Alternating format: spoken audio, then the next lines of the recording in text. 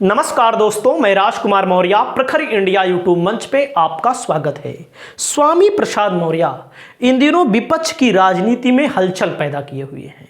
चाहे स्वामी प्रसाद मौर्य हो चाहे पल्लवी पटेल हो, स्वामी प्रसाद मौर्य ने बात बोला है, एक लेटर जारी किया है जिसमें उन्होंने बताया है कि राष्ट्रीय अध्यक्ष जी हमको राष्ट्रीय महासचिव बनाए और हमारे साथ कई नेताओं को राष्ट्रीय महासचिव बनाए।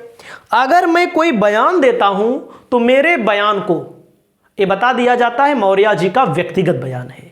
उस व्यक्तिगत बयान जैसे वे कहते हैं, हमारा जो नारा है 100 में 85 हमारा है, 15 में भी बंटवारा है। इस नारे को कहीं ना कहीं स्वामी प्रसाद मौर्य बता रहे हैं कि फुस कर दिया जाता है। ये बात भी सही है। जिस लाइन पर स्वामी प्रसाद मौर्य जा रहे हैं वो एक लाइन है जहां बीजेपी धर्म की राजनीति कर रही है। वहां पर अगर विपक्ष जाति की राजनीति नहीं करेगा तो विपक्ष कभी सफल हो नहीं सकता। वहीं पल्लवी पटेल का अगला आरोप क्या है कि जहां पर पीडीए का नारा अखिलेश जी देते हैं, अभी 3 राज्यसभा सांसद टिकट दिया गया, नामांकन किया गया, एक दलित, बाकी 2 सवर्ण भेजा गया, वो भी वे सवर्ण जिनके वोट समाजवादी पार्टी को मिलते ही नहीं। उसमें मामला यह फंस गया है कि अब कुछ अखिलेश के कट्टर समर्थक ये कह रहे हैं कि भाई सीट 3 है, ये भी बात सही है, आगे और भी सीट आएगी। अखिलेश जी ने खुद भी कहा है एमएलसी आएगा, राज्यसभा आएगा, भेजा जाएगा। लेकिन मामला यहां पर कहीं ना कहीं अखिलेश से भी चूक हुई है, खासकर जया बच्चन को लेकर के। अब कहा जाता है कि अपनी जो रिश्ते हैं अखिलेश यादव निभाते हैं, यह भी बात सही है। राजभर से रिश्ता था उसको इन्होंने निभाया, उसके अलावा जयंत चौधरी से रिश्ता था उसको भी इन्होंने निभाया। अब जिससे जिससे रिश्ता बनाते हैं निभाते हैं, लेकिन इनको ऐसे मौके पर छोड़ के लोग चले जाते हैं। अब क्या बोले, राज्यसभा जाने लायक विधायक थे जयंत चौधरी के पास, नहीं थे, लेकिन अखिलेश के वोट से चले गए। राजभर 6 विधायक जीत के लेके चले गए, 2 पार्टियां ऐसी हो गई। लेकिन मामला यहां पर फंस गया तब जिस बिरादरी के वोट आपको 95% 100% मिलते हैं, उसको आपने राज्यसभा नहीं भेजा। कहीं ना कहीं चूक हुई है। हो सकता है आप हमारी बात को ना माने, ये चीज देखो आप ना माने, लेकिन ये नैरेटिव फैल गया है, रायता फैल चुका है जमीन स्तर पर कि अखिलेश यादव जो हैं राज्यसभा सवर्णों को भेज रहे हैं।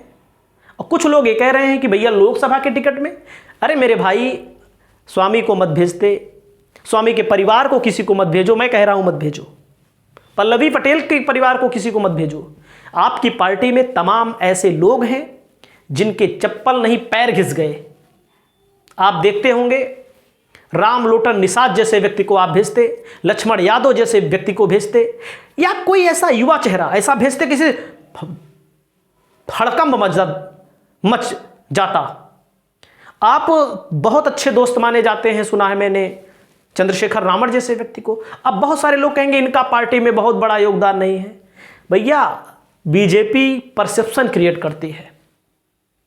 आप परसेप्शन जो आपके खिलाफ गया है, कितने यादवों के कमेंट मैंने देखे अपनी वीडियो में, नहीं जहां जहां इस मामले पर वीडियो बना वहां पर यादवों ने कहा है कि अखिलेश की मति मारी गई है। और इनके चाचा हैं राम गोपाल यादव, उनकी तो बात कुछ और है, वो तो एकदम हिट कर देते हैं। मतलब कि बीच बचाव वाला कोई काम ही नहीं करते। जैसे पल्लवी पटेल के मामले में क्या हुआ, उन्होंने डायरेक्ट कह दिया विधायकी चली जाएगी, उन्होंने भी डायरेक्ट कह दिया पल्लवी पटेल ने चली जाए, हमको क्या दिक्कत है। सारे मामले की जड़ में कमेंट के माध्यम से वैसे अन्य लोगों से संपर्क भी है हमारे, इनके चाचा को ज्यादा दोष दे रहे हैं, चौपाल को नहीं, राम गोपाल यादव को। मैं राय नहीं दे रहा हूं, एक नैरेटिव फैल गया है। अब मामला यह हो गया कि भाई जब कोई ओबीसी नहीं गया, एक दलित भेजे हैं आप, वो भी ऐसे दलित को भेजे हैं जिनकी उम्र हो चुकी है। अब बताइए जो आदमी 70 साल पार रहेगा वो बेचारा क्या बोलेगा। ऐसे व्यक्ति को भेजिए जो एक धारा प्रवाह बोलता हो, जो बोले तो सदन में गूंजे, उसकी बाइट गांव गलियों में चले, मोबाइल में आए हाँ कोई हमारा प्रतिनिधित्व कर रहा है। जया बच्चन क्या बोलेंगी, आलोक रंजन क्या बोलेंगे? अधिकारी हैं, बहुत बड़े अधिकारी हैं, बहुत विद्वान व्यक्ति हैं। एक हमारे मित्र थे, उन्होंने कहा कि ऐसे लोगों को अखिलेश नहीं भेजना चाहते जिनके सामने बैठने में शर्म आए।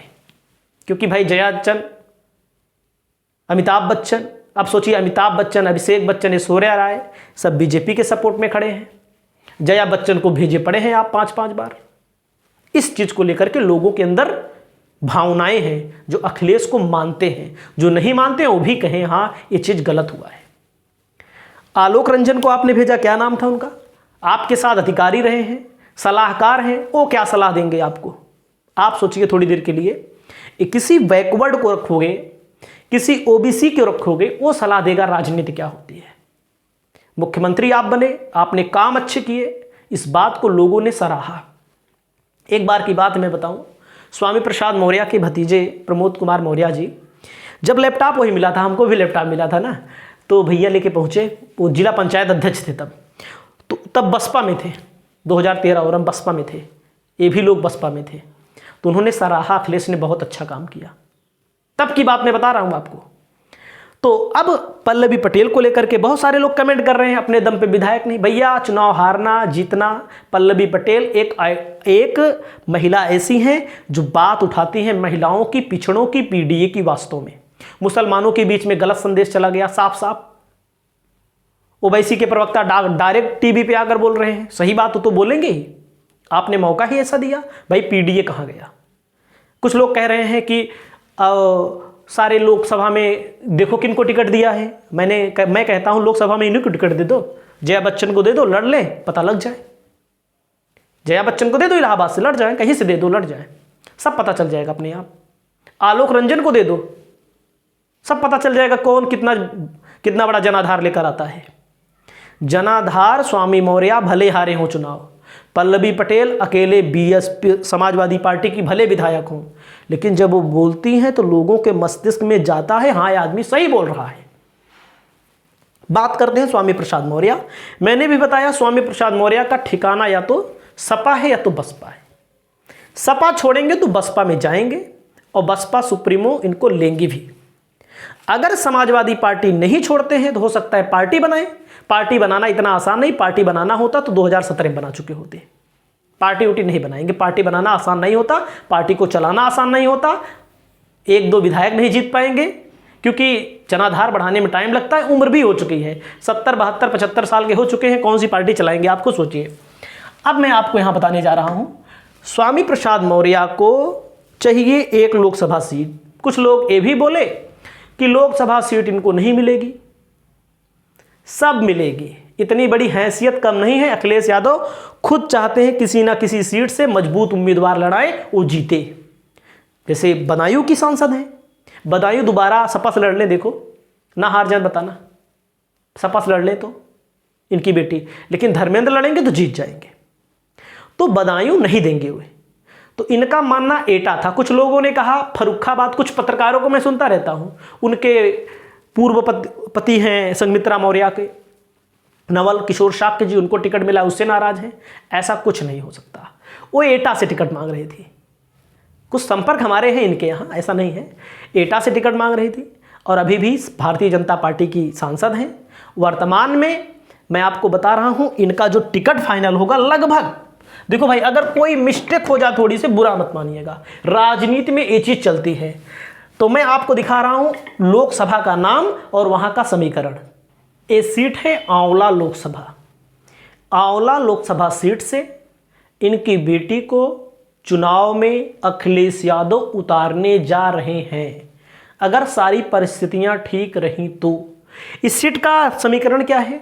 यादव, मुस्लिम, मौर्य बहुत ज्यादा तादाद में है, धर्मेंद्र कश्यप भारतीय जनता पार्टी के यहां से सांसद हैं, इस सीट पर इनको टिकट दिया जाएगा, लगभग ये संभावना है। उसके अलावा मैं बता दूं भारत जोड़ो यात्रा में भी शामिल होने जा रहे हैं स्वामी प्रसाद मौर्य। हो सकता है, एक बात मैं बता दूं, सपा के सिंबल पर ना लड़े तो कांग्रेस के सिंबल पर इनकी बेटी को या इनके बेटे को, एक आध लोग को लड़ाया जाएगा, क्योंकि नेताओं का जो चरित्र होता है वो अपने परिवार में किसी ना किसी लोगों को सेट करने का होता है। समाज की दुहाई चाहे जो दे, फिर भी जो बात बोलते हैं वो समाज के हित के लिए बोलते हैं। समाज का हित इसी में है कि वो अंबेडकर की विचारधारा, बहुजनों की विचारधारा माने और उसी विचारधारा पर आगे बढ़े। इसी लोकसभा सीट को पहले भी देने जा रहे थे, इस बार भी देंगे। हो सकता है, मैं आपको बता दूं, क्योंकि देखो नेता कोनो भरोसा नहीं है। और ये सीट जो है बहुत अच्छी है। बड़े पत्रकार खुद बताते हैं कि इस सीट पर अगर मौर्य को टिकट दे दिया जाता है, यादव, मुस्लिम, मौर्य, तीन का कॉम्बिनेशन बन जाता है, तो ये सीट आसानी से निकाली जा सकती है। तो आप समझ सकते हैं यहाँ पर ये सीट, यहाँ से इनका टिकट लगभग फाइनल है। या मान लीजिए इनको नहीं मिलेगा तो क्या होगा, तो मैं आपको बताऊं, किसी न किसी मौर्य को यहां से चुनाव लड़ाया जाएगा, किसी न किसी मौर्य को लड़ाया जाएगा। और आप देख लीजिएगा यहाँ का जो प्रभारी है, लोकसभा प्रभारी, वो मौर्य ही है। मौर्य का नाम शायद अगम मौर्य है, क्या नाम है, लेकिन मौर्य ही है। तो इस वीडियो में इतना ही। आपकी जो राय हो आप अपनी राय रखें। जय भीम, जय भारत, नमो बुद्धाय, जय समाजवाद।